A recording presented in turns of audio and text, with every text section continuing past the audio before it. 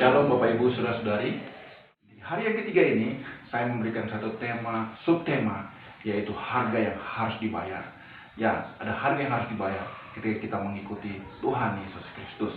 Mari kita lihat di dalam ayatnya yang ke-9 dari 2 Timotius 2 pasal yang kedua. Demikian firman Tuhan, karena pemberitaan Injil inilah aku menderita, malah dibelenggu seperti seorang penjahat.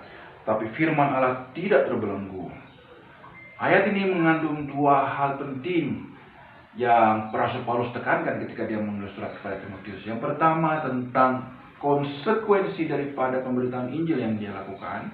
Yang kedua adalah kuasa dari firman Tuhan. Background daripada kitab Roma ini, ketika Paulus menuliskan surat ini, dia ada di penjara di Roma. Ini penjara yang sangat berat.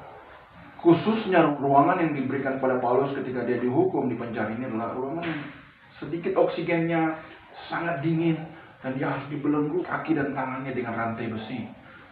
Itu artinya secara fisik dia terbatas, dia menderita, dia tidak bisa memberitakan Injil. Dan dia menjelaskan bahwa ini adalah konsekuensi daripada pemberitaan Injilnya. Tetapi dia memberikan satu semangat kepada Timotius. Tapi firman Allah tidak terbelenggu. Ya, dalam masa-masanya Rasul Paulus memberitakan firman, berkomunikasi, itu melalui surat menyurat, secara lisan dia berbicara, tapi juga melalui messenger, melalui utusan-utusan. Dan Timotius, Titus terus memberitakan Injil ketika Paulus ada di penjara.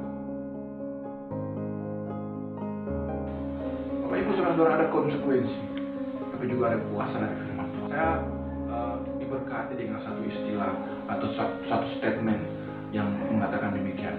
When we receive Christ, we pay nothing. When we follow Christ, we pay something. But when we serve Christ, we pay everything. Ketika kita menerima Tuhan Yesus, tidak ada harga yang dibayar. It's free. Karena keselamatan itu adalah anugerah Tuhan. Tapi ketika kita mengikuti Tuhan, ada harga yang harus dibayar. Ya, ada sesuatu yang perlu kita lakukan ketika kita mengikuti Tuhan. Ya, kita harus berlatih dengan keras, kita harus belajar dengan sungguh-sungguh, kita memberikan persembahan, kita menasihati orang dan lain sebagainya. Tapi ketika kita melayani Tuhan, kita membayar segala-galanya.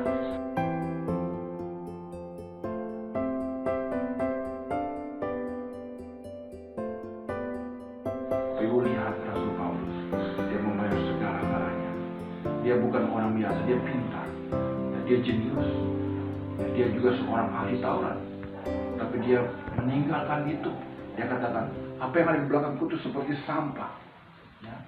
Jadi dia membayar segala sesuatu, bahkan nyawanya. Di akhir daripada pelayanan Paulus dia mati. Dia dipenggal kepalanya. Ini adalah konsekuensi. Ya.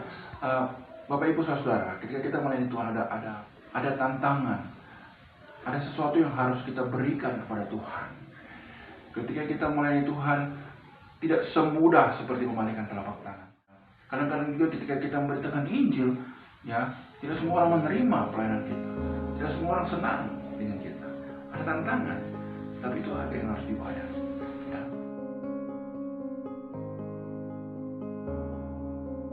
Bapak Ibu, kebenaran yang memberikan kita semangat adalah, ya, firman Tuhan tidak terbelenggu.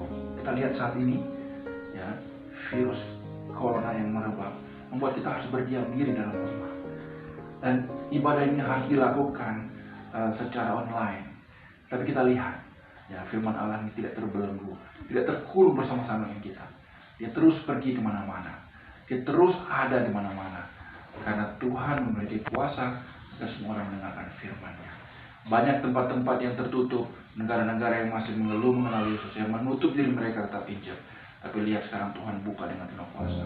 Oleh sebab itu, mari kita terus semangat. Walaupun banyak tantangan, kita berani membayar harga, kita rela demi kehormatan dan kemuliaan bagi nama Tuhan. Dan firman Tuhan memiliki kuasa. Kita hanya bertanggung jawab memberitakannya, melayaninya. Tuhanlah yang akan merubah hidup manusia. Tuhanlah yang akan membantu seseorang bertumbuh. Kita hanya melakukan bagian kita. Tuhan